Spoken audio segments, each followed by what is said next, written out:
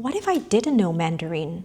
I've had a thought about this for quite a bit, and honestly, I don't think I would have lived the same life at all. It was the year 2011. I had just graduated and started my first job as a management trainee with a Malaysian bank. I was 23 years old in a third-tier city in northeast China, Dongbei. There was no Starbucks, no McDonald's, no English speakers. But the food, oh my gosh, the food, the warm hospitality, in Chinese we call it hao ke, and the efficiency of e-commerce in a city I'd never heard of. And for days on end, I wouldn't access Gmail, WhatsApp, Facebook. I needed a VPN for that. It opened up my eyes to a completely different world.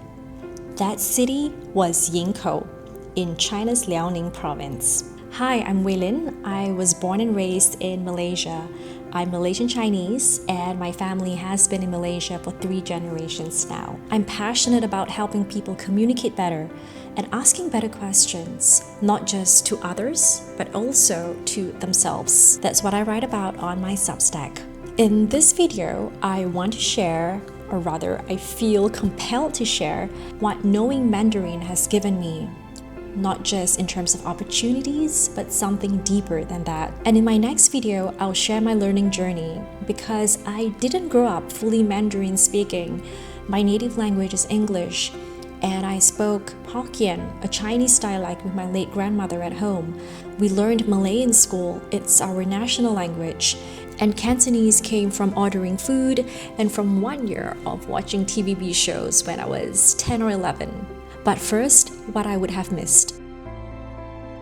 Number 1. I might never have gone to Yingkou. I joined CIMB Group's management trainee program after graduation. In the early months, a delegation from Bank of Yingkou came to visit. CIMB had bought a minority stake in the bank then. A batchmate and I were selected to host them. I think it was because when asked, we mentioned we knew the language. What I remembered was I printed out the list of names from the delegation, and I ensured I remembered every single one of them. A habit that I picked up from my mom, who told me since young that it's very important to remember people's names. Over those few days, I did not fail to remember a single name. We spent time together, company tours, meetings, meals. My batchmate and I would step in to translate as and when needed. I think this must have impressed them because months later, I was told, or rather, I was selected to head to Yingkou for a rotation. I was 23 and one of the only 3 foreigners, Malaysians, in the Bank of Yingkou. I was, of course, the most junior. In the whole city, I hardly ever saw a foreigner.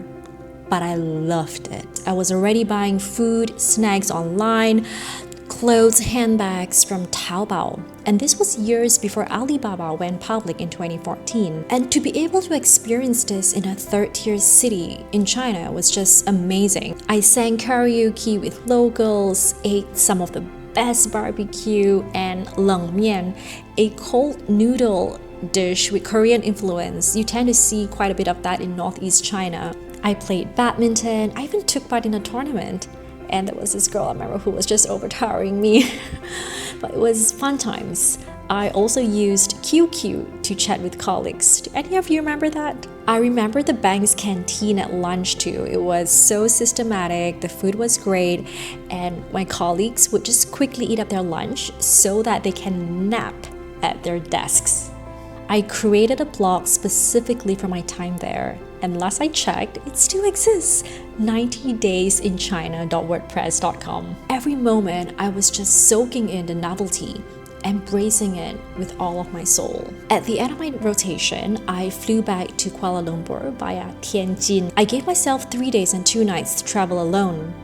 I went to Gu Wenhua Jie, the ancient cultural street. I let a street vendor sketch me, and I watched xiangsheng, a crosstalk comedy that I enjoyed so much by myself. I stayed in a 3-star local hotel chain. I didn't know how I planned it or went with the flow, but I did. Looking back, it's moments like these which make life rich. Not in the financial sense, but rich in experience, independence, trusting my gut, and a world out there that is so rich in my culture that 3 months cracked something open in me. A sense of wonder for a country so big, a springboard for what came next, though I didn't know it yet. Maybe that's when I realized I love small, undercovered, underrated cities more than big ones. Though I did wonder what living in a mega city like Beijing and Shanghai would be like. Little did I know, I found that out 6 years later. Which brings me to point number 2. I ended up in Beijing in September 2017. So a bit of a backstory. I'd had a childhood dream of being on TV since I was young. And when I was working in journalism in Malaysia, I felt this pull to pursue something in China. I thought I can speak, read, and write Chinese. I'd had about 5 to 6 years of working experience in my bag. I thought, let's see what's out there. I would try, and I would try very hard. And if things don't work out, I can always come back. And this chapter with CGTN, formerly known as CCTV News, CCTV International, has been the best of my life thus far. I'll be dramatic and even say that I lived a good life because of it. It stretched me, showed me what I was capable of, took me to places I didn't know existed. Sichuan, Guizhou, Chongqing, Xinjiang, Hainan, Hunan. I interviewed villagers, farmers, entrepreneurs, local government officials, people whose stories I would not have accessed without Mandarin. A fellow foreigner on the team told me in my first week that knowing Mandarin is a huge advantage for this role.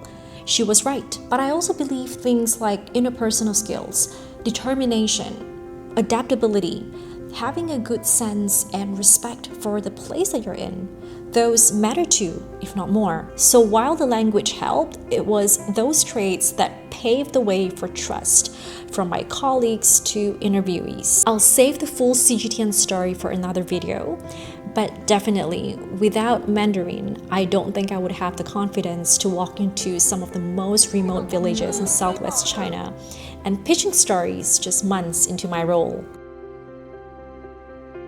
Number 3, when I moved to the Netherlands, Mandarin gave me a way to at least feel familiar in a foreign country, and it proved to come in handy. Again, I moved here for personal reasons. I didn't speak Dutch, not initially at least. Even right now, it's just een beetje Nederlands. So finding work was tough. I started thinking, what can I do with my skill sets? How can I leverage what I have? So I decided to try applying to teach Mandarin. And I got it. I taught Dutch Chinese kids at the Chinese school in The Hague for a year.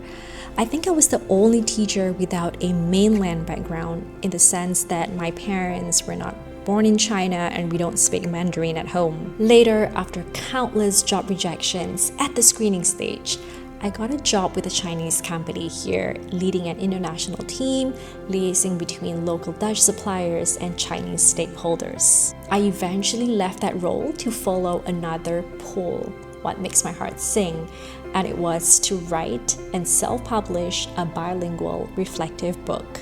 As a foreigner in a foreign land, being able to teach in and work in my second or third language, that's a blessing that I don't take lightly. So those are the tangible things, yeah? A city that cracked me open, Yingkou, a chapter that I couldn't have written, CGTN, and a way to find familiarity in a country that's not mine. Beyond the tangible outcomes, Mandarin became more than just a language for me. It feels like a kind of inner spiritual foundation shaped by the depth and richness of the culture behind it. I'm all for speaking my mind, speaking up. I also believe in social harmony. I believe in the concept of filial piety, showing respect to elders. I believe in just putting in the hard work and drill and just get your craft right first before even maybe questioning too much. And these are values, I think, which are often associated with Confucian thinking. There are certain phrases in Mandarin that English can't quite hold. I'll see if I can think of a few. For example, 有再生的毅力, which means the power to regenerate. Yeah, so if you get knocked back down, you have the power to get back up. 有再生的毅力，至少你敢上. Well, at least you tried, at least you showed up. And one of my favorite words, 心态, which translated to English means mindset, state of mind. But in Chinese, 心态 So I once watched a badminton match in Kuala Lumpur, and the Chinese pair, I think it was a women's doubles, they were trailing, and someone in the audience yelled just these 3 words. And these 3 words were enough to just steady me, even though I'm not the player on the court. Can you guess what those 3 words are? 慢慢来. In English, you would translate it as take it easy, steady, but in Chinese it's just so different. Just those 3 words, 慢慢来, is enough to just rain philosophy on me. So knowing Mandarin gave me those experiences in my career and my life, and that in turn gave me 底气, which is that confidence that comes from within. A Dutch professor I once interviewed remotely when I was in Chongqing, Peter Pavarelli, whom I years later invited as a guest speaker in my Mandarin class in The Hague. He told the class that stayed something with me. He says when you speak one language, you have access to one person. When you speak 2 languages, you have access to 2 people. But when you speak 5 languages, you have access to 5 people. He then added, every time you learn a new language, 这增加你的人格. This increases your character. In France, Italy, Switzerland, I don't speak the local languages, but I speak Chinese with the Chinese vendors, with the Chinese owners of restaurants. I even spoke Mandarin with an Italian and Nigerian here in the Netherlands. Now, I don't say all of these to boast. I say this because I feel this deep gratitude, and I want to share this joy of knowing Mandarin. And who knows if it might inspire someone who's also learning Mandarin or another language. And I'm curious to hear from you too. Has learning a new language changed your world in unexpected ways? Let me know in the comments. I read them. Now the thing is, I didn't grow up fully Mandarin speaking.